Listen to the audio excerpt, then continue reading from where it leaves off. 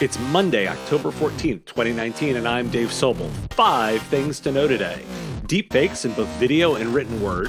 Facebook continues to lose support for Project Libra. Data on the cost of older technology. How a black hole is great marketing. And another acquisition in the cybersecurity space. This is the business of tech.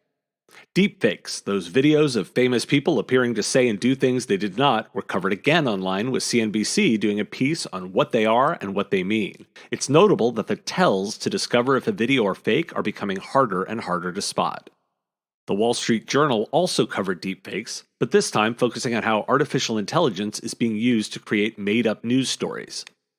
Back in February, OpenAI, based in San Francisco, launched GPT-2, software for producing genuine-sounding news articles. It's so effective that in studies, 72% of participants found a GPT-2 article credible. Since then, researchers have replicated and extended the project. Both links in the show notes. So why do we care?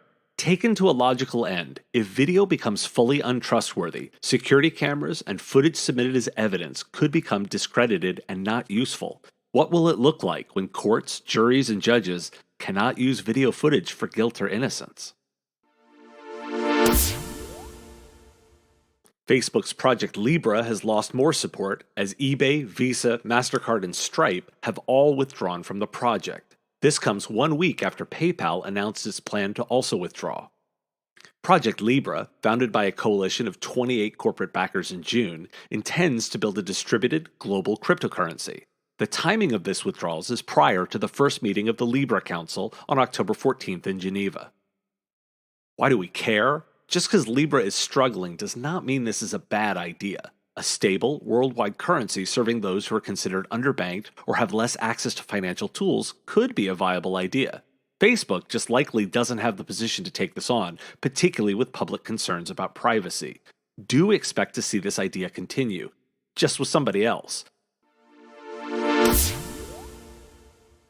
Microsoft and Intel have released a study that shows the cost of using a PC older than 4 years is more than buying a new one. The study, conducted by TechIsle, focuses on the Canadian market, looking at 175 IT and business decision makers from small and medium IT businesses there.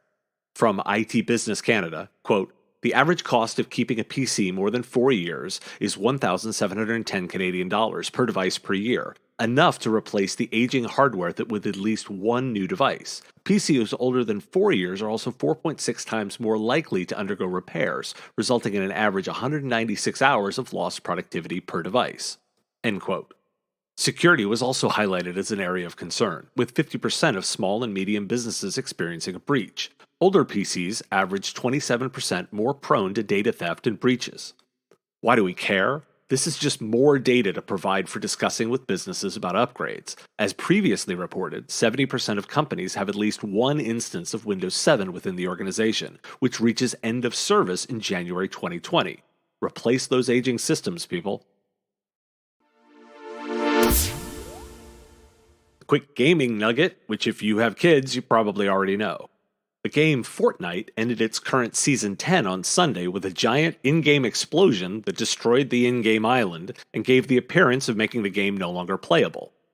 The event itself left a black hole within the game, as well as on the game's Twitter, website, and Instagram accounts. The developer went so far as to delete all of the more than 12,000 tweets on the Fortnite Twitter account. Why do we care?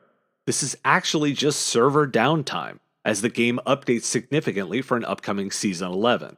We should care because the video game industry is a massive market, with sales exceeding $43.4 billion in 2018. More importantly, this is a story and how messaging and marketing can change an event, like downtime. Information fresh Monday morning as Sophos is being acquired by Thoma Bravo. Sophos, provider of cybersecurity software, confirmed the announcement, and Channel E2E has details. Thoma Bravo is notable in the technology delivery space with ownership stakes in Barracuda Networks, ConnectWise, Continuum, Logarithm, McAfee, and SolarWinds, among others. Link in the show notes. Today's episode was brought to you by the Killing It podcast. 3 experts, 3 topics, 30 minutes, and 1 focus on making money in IT. Catch the show on your favorite podcatcher or on mspradio.com. Thanks for listening to The Business of Tech. You can find us online at mspradio.com, in your favorite podcatcher, in your news flash for Amazon Alexa-enabled devices, or find episodes on Facebook, Twitter, and YouTube.